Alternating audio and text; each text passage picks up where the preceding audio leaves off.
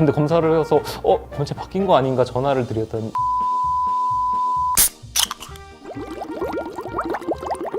안녕하십니까. 다우진 유전자연구소 검사팀 팀장을 맡고 있는 김동환이라고 합니다. 저희 직원이 직접 가는 경우도 있고요. 아니면은 고객님이 직접 오셔가지고 저희 직원 통해가지고 검체를 채취하기도 합니다. 저희 검사는 친자확인 검사 외에도 이제 식품회사의 담당 직원 통해가지고 비건 검사를 많이 의뢰를 받고 있고요. 뭐 러시아 녹용같이 녹용 해당되는 게 어떤 종인지 거기까지도 판별하는 종식별 검사, 그리고 내가 이제 밥을 먹다가 어떤 이물질이 나왔어. 근데 이제 그 이물질이 뭐냐 하는 거를 이제 업체 통해가지고 이거 좀 확인해달라. 그렇게 이제 저희 쪽으로 의뢰가 많이 들어오고 있습니다. 친견 식별 검사라고 해가지고 그 개인의 강아지의 유전 형질을 확인하는 검사입니다. 그래서 유전형이 그 강아지와 100% 일치되는지 그 부분을 확인하는 검사입니다. 저희 다우진에서 친견 검사도 같이 진행하고 있고요.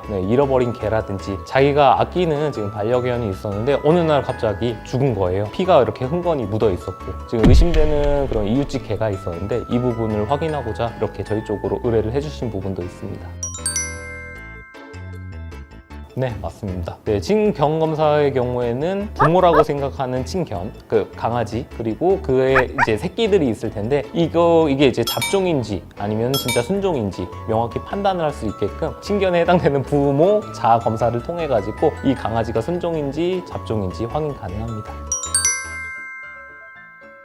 아무래도 이제 배우자, 이제 남성의 경우에는 여성의 검체를 맡기잖아요. 속옷이나 생리대 검체를 저희 쪽으로 저희가 자주 맡기고 진행했을 때는 사실 남편의 목표는 자기가 아닌 타인의 남성을 찾는 게 목표입니다. 여성의 속옷 혹은 생리대에서 정액을 확인하고 그리고 그 DNA 검사 진행했을 때 자기가 거가 아니라는 DNA 검사 결과가 있으면 이 부분이 확인이 되는 부분이고요. 근데 예를 들어서 이제 와이프가 자기 남편을 의심해가지고 남편 속옷을 진행했을 때 사실 저희는 미량 시료를 다루다 보니까 여성의 체액이 조금이라도 묻어 있으면 그 부분을 저희가 검사해서 타인의 여성을, 자기가 아닌 타인의 여성을 밝혀내는 검사를 진행을 해온 업체입니다.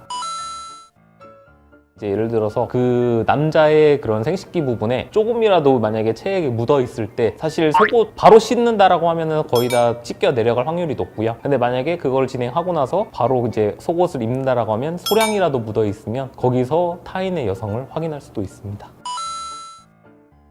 네, 저희가 체액 같은 경우도 그런 흔적이나 이런 부분을 최대한 찾아서 의심되는 부분을 찾아서 진행을 하고 있거든요. 거기서도 DNA를 확인하고 있습니다. 손으로 그냥 살짝 만졌다 하더라도 자기의 그런 그 세포나 이런 부분이 있기 때문에 식별이 됩니다.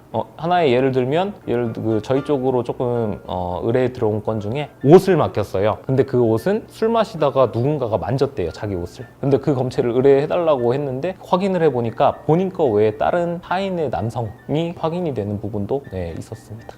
그런 것처럼 손을 잡다 하더라도 손에 있는 그런 유전자 정보가 담겨 있기 때문에 그 부분도 저희가 확인할 수 있습니다.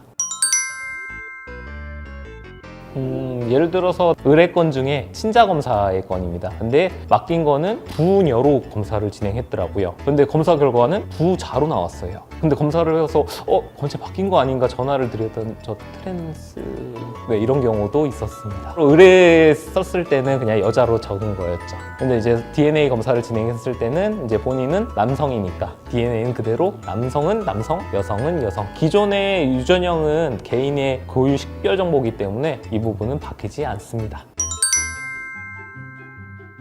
저희가 진행한 부분이 이제 사실상 이제 병원의 장례식장이나 이런 부분을 그래도 가가지고 의뢰받아서 진행하고 있습니다. 혹은 응급실, 그리고 저희 앰뷸런스 안에서도 예를 들어서 이제 사망하셔서 돌아가셨거나 이런 검체를 저희가 눈썹이라든지 머리카락을 통해 가지고 친자 검사를 진행하고 있습니다. 저희 그 돌아가신 분의 사실상 이제 좀 억울하다라고 했던 이제 고객이 있었는데 이제 친자임이 분명한데 밝히게 좀 해달라라고 저희한테 의뢰를 들어온 건이 있습니다. 근데 고인 노인이 되셨지만 이제 사용했던 시료들, 예를 들어서 틀니라든지 아니면은 그 체열기, 아니면 뭐 추가적으로 면도기, 남성의 경우에 면도기나 이런 부분을 맡기는데, 저희가 그거를 일일이 다 분해해서 유전자형을 가질 수 있는, 예를 들어서 머리카락이라든지 채 이런 부분을 최대한 긁어서 진행을 했던 경우가 있고, 그걸 통해서 친자로 확인된 경우가 있어서 그 부분에 보람을 느꼈던 경우가 있습니다.